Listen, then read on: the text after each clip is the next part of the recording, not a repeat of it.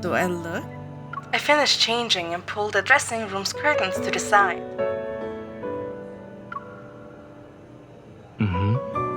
Yes, I know.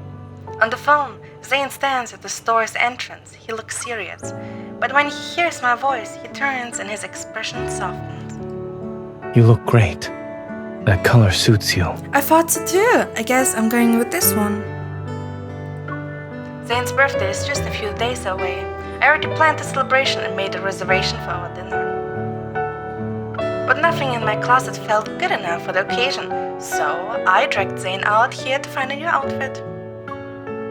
He raises his phone and apologetically glances at me. I got a call from a hospital in the Arctic.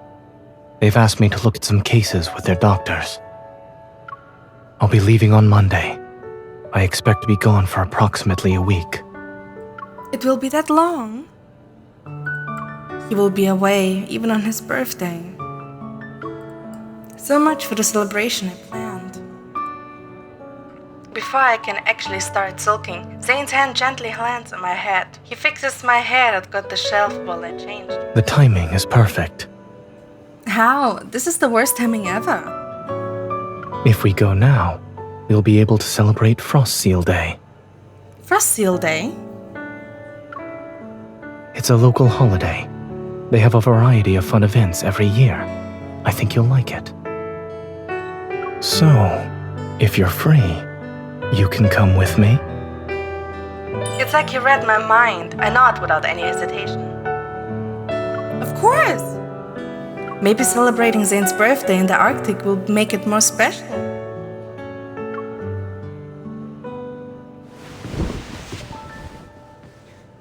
I change into my original outfit and step out of the dressing room again. Looks like our old gear from our last visit to the Arctic will come in handy. Do we need to restock our supplies? It's already been taken care of. I ordered them online while you were changing. Dr. Zayne, your efficiency never fails to impress. I also changed the birthday dinner reservation you booked to tomorrow night. Is there something special about tomorrow? It just so happens to be a day when we're both free.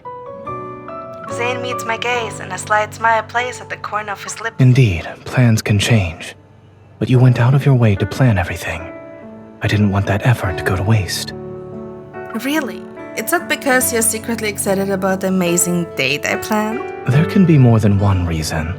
That was just one of them. What are the others then? He takes the shopping bag from the staff. As we head towards the exit, he grabs my hand. I wanted to go on another date with you. Is that reason good enough?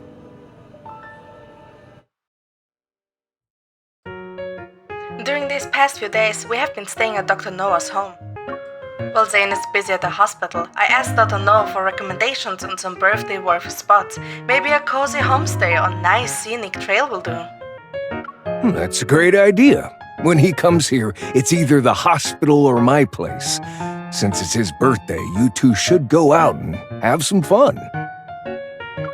When he was still a student, he always kept to himself and hardly ever spoke. He didn't care about birthdays, and he never went to his classmates' get-togethers. He's gone through many changes in the past couple of years. I sip my tea. I can't help but imagine a young Zayne brooding over a research paper that could held the weight of the world. If we were together back then, I don't think I could have done much. I can't exactly forbid him from writing papers, right? That's true. One time he stayed up late to help me organize data in my office. His phone rang around midnight as parents called to wish him a happy birthday. He always acted very mature around me, but that night, for the first time, he actually looked like a kid. That smile on your face, you look like a proud grandpa. I have seen Zayne wear all kinds of expressions, but him as a 17-year-old being surprised, I want to see that. As we are laughing over stories from Zayne's past, my phone vibrates in my pocket. I glance at the caller ID and I can't help but smile. Does he know we're gossiping about him?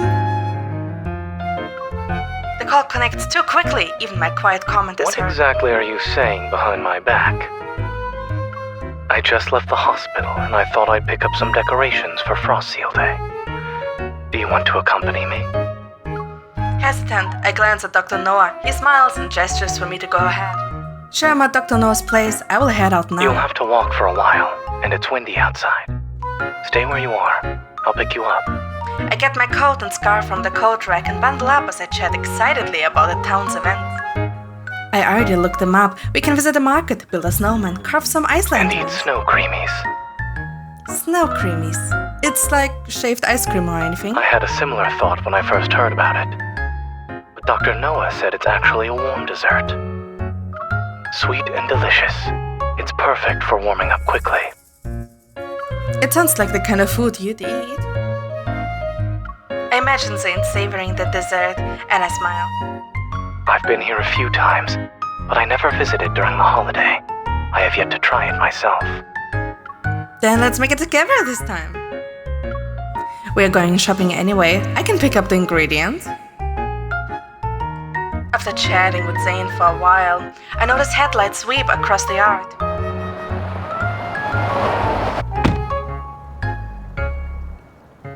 I look out the window and see Zayne is already standing outside. He's waving at me.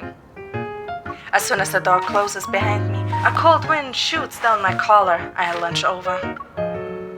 It's chilly today.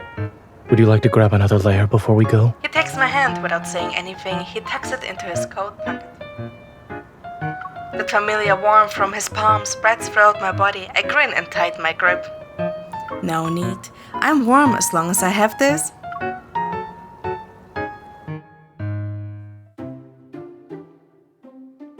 Snowcrest is buzzing with festive excitement. By the time we leave the market, we're carrying lots of bags. We return home and I can't wait any longer. I drag Zayne into the kitchen to start making snow creamies. Let's prepare the fillings first. I will do the red bean one and you take the taro. Understood. I'm on it, chef. Zayne rolls up his sleeves and mashes the steamed taro in a bowl. Then he starts adding the ingredients: milk, cream, sugar, a spoonful of sugar, another spoonful of sugar. Stop! Zayne's hand freezes as he's about to scoop more sugar. He puts the spoon back in the sugar jar as if nothing happened. I was about to stop in neither case. Too late. Dr. Noah won't be able to handle the super sweet birthday dessert. Zayne grabs another bowl, only then do I realize he already set aside a separate portion. This is the low sugar version. It's for elderly sweet tooths who need to watch their sugar intake.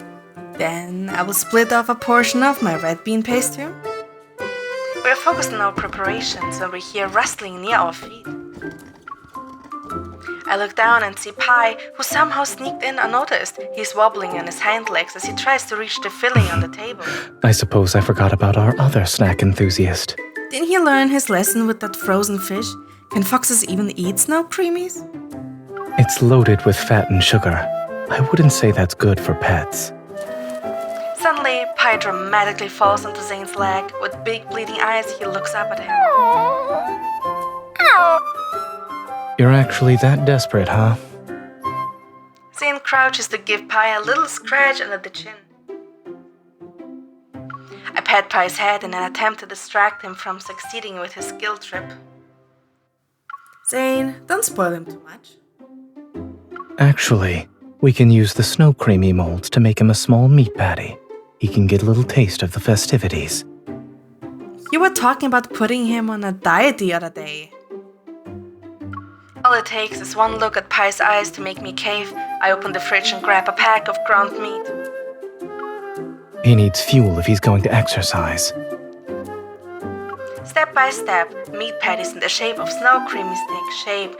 Zayne crouches down again for a heart-to-heart with Pi. Go play outside for a bit. These need to sit in the oven.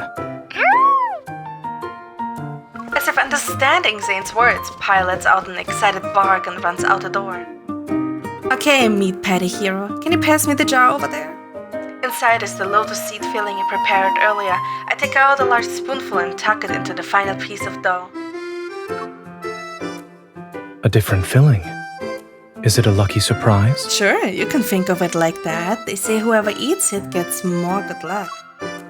You haven't stayed in Snowcrest for long, yet you somehow know all of the local traditions. That's what Dr. Noah's for. He's a walking Snowcrest encyclopedia. I see. You've asked him many questions. I set the dough down and narrow my eyes at him. Are you trying to get the intel out of me? Alright, fine. I asked him about the proper way to celebrate someone's birthday around here. Zayne pauses, then he turns to face me. He said a simple meal together is more than enough. Oh, There's a subtle dip in his voice, but I can't reveal the surprise yet. For a second, I think I see a flicker of mirth in his eyes. But when I look again, he's basting the snow creamies. While he's not looking, I use a chopstick to mark the lucky snow creamy with a red dot. Then I quickly flip it over and cover it up. We're done. Into the oven they go. Smiling, Zayne wipes the flour off my cheek with the back of his hand. now we're done. After several days of preparation, the birthday cabin is finally ready. It's perfect. I check another item off my list and I feel like I can breathe. Zayne's work is wrapping up too. With this rare bit of downtime, he asked me to try out a special Arctic activity. Snowmobiles? It sounds like something I'd be great at. I figured a professional hunter like you would like it, so I booked it in advance. He puts on a helmet, grips the handlebars, and leans forward slightly. Allow me to give you a heads up. Navigating through snowy terrain is difficult. Between this and a regular motorcycle, you're more likely to fall off the former. Watch your footing, manage your speed, shift your weight. Got it. Besides falling is half the fun, there's fluffy snow too. What's the worst that could happen? Spoken like a true racer. Are you ready? I check my protective gear and turn the throttle. The engine roars to life. Ready! But if we are racing, I hope you can keep up. Before Zayne opens his mouth, I take off and leave him behind. False starts will be penalized. Catch up to me then. I zip across the snow field. Towering icy blue glaciers stand in the distance. Zayne is close behind me on a snowmobile, and that makes everything feel safer. Like winding mountain ranges of frozen waves surging towards me, the rolling glaciers drift across the sea. They're beautiful. Zayne, look what there. As the snowmobile tilts at just the right angle, the sunlight reflecting off the glaciers hits my eyes. Watch out. Blinded by the light, I squint and lose control of the snowmobile.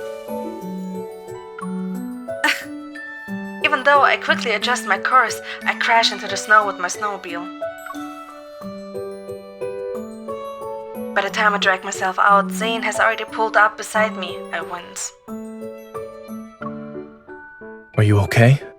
Thank goodness I'm wearing thick layers. It's almost like that works as a reply to me and a reassurance to yourself. He lets out a quiet chuckle. Then he helps me stand and examines my body. This is our first time on snowmobiles. How come you didn't fall? Perhaps I'm more accustomed to the terrain. I also wasn't distracted by the scenery. True, those glaciers caught my attention. I point at the glittering glaciers in the distance. Zayne follows my gaze. They're gorgeous. However, this accident serves as a reminder. Whether it's driving a vehicle or sightseeing, we need to stay focused. Zayne stands in front of me as he carefully brushes the snow off my shoulders. Those are some of the oldest glaciers in the Arctic. They were formed tens of thousands of years ago.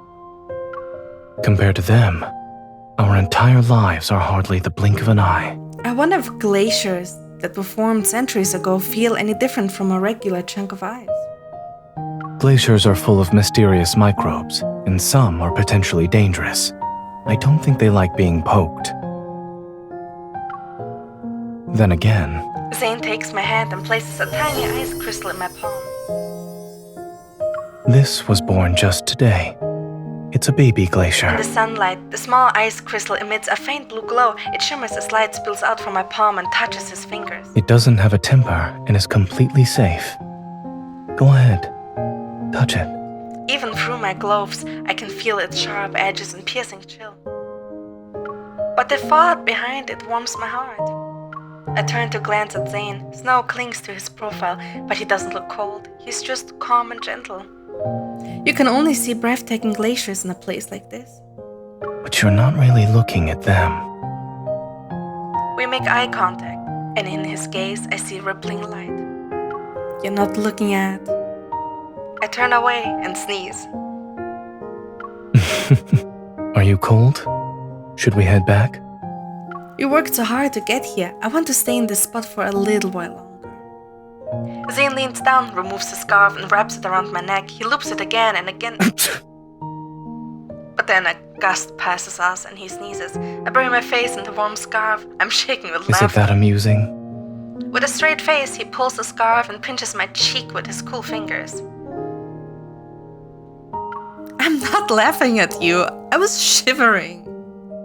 We lock eyes before he looks away. The corner of his mouth curls upward with a smile he can't hide.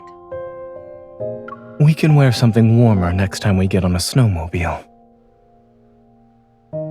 For now, we'll have to rely on primitive methods. He hugs me from behind. Standing before the vast glacier, we feel so small. That's better. It's warmer. Hugging each other, I feel like even the snow and the wind can't touch us. During one of our visits to the Arctic, we saw an aurora. Now we're seeing glaciers together. We always witness something rare. Maybe we really are lucky. Zayne squeezes me and his grip is a little tighter than before. He rests his chin on my shoulder. Indeed. But for me, my good fortune is getting to see everything with you.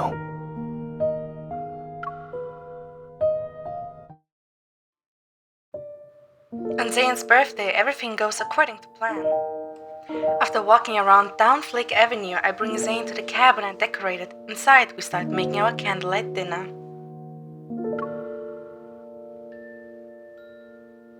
Focused on stirring the soup that's almost done, he quietly sits at the table.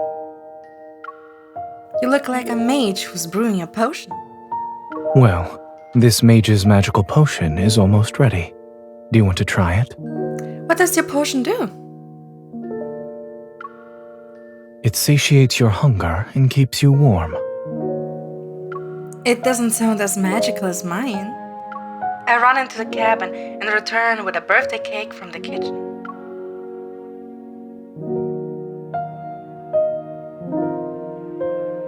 Behold, this contains my magical potion. Eat it and your wish will come true.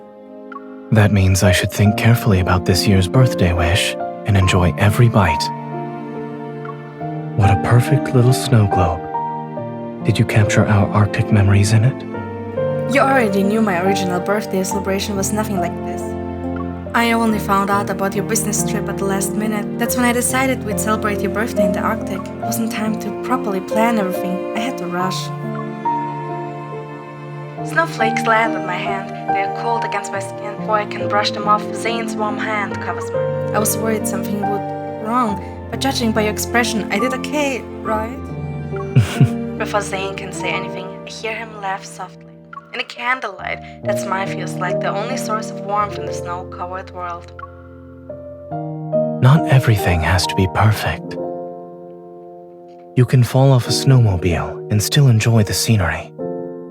Snow creamies can be turned into something more delicious, like meat patties. Even with a last-minute business trip, you still managed to make me feel warm in ways I never expected. Take tonight's candlelit dinner, for instance. The candlelight dances in his eyes. It's gentle, yet bright. So long as we're together, even the smallest of moments become precious memories. But I still want to make this day special. Happy birthday, Zayne. It's time for the best part. My birthday wish Wait, don't say it out loud, or else it won't come true. I never make wishes that won't come true. I've made my wish. Now it's your job to make it happen. You didn't tell me what you wished for, though. You'll find out next year. It'll be on the same day.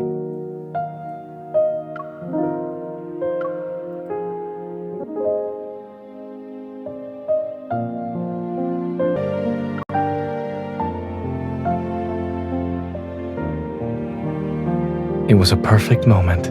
I should have recorded it.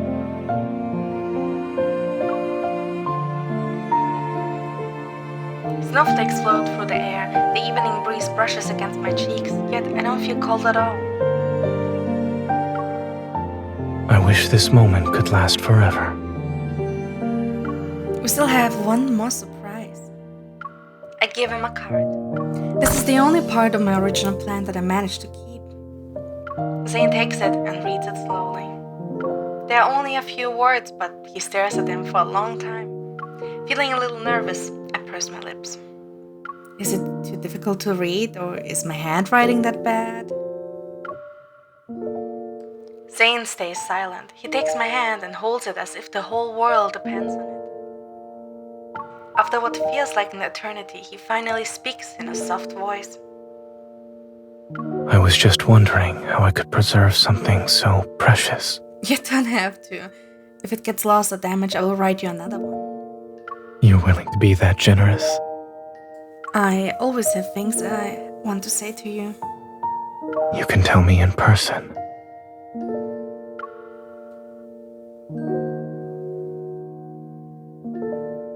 After dinner, the night deepens. We sit near the fire and watch the never-ending snowfall. It's snowing even harder now. Are you cold? I'm fine. Your potion actually works. Relaxed, I lean against his shoulder and his warm breath caresses my hair. Maybe it's not just the potion. What else is there? I look up at Zayne. From this angle, the world is seemingly upside down, but his gaze still shines as it always does. He leans down and hugs me tighter, and his breath mingles with mine. His fiery gaze is so intense that the snow in my hair feels like it might melt. You already know the answer to that.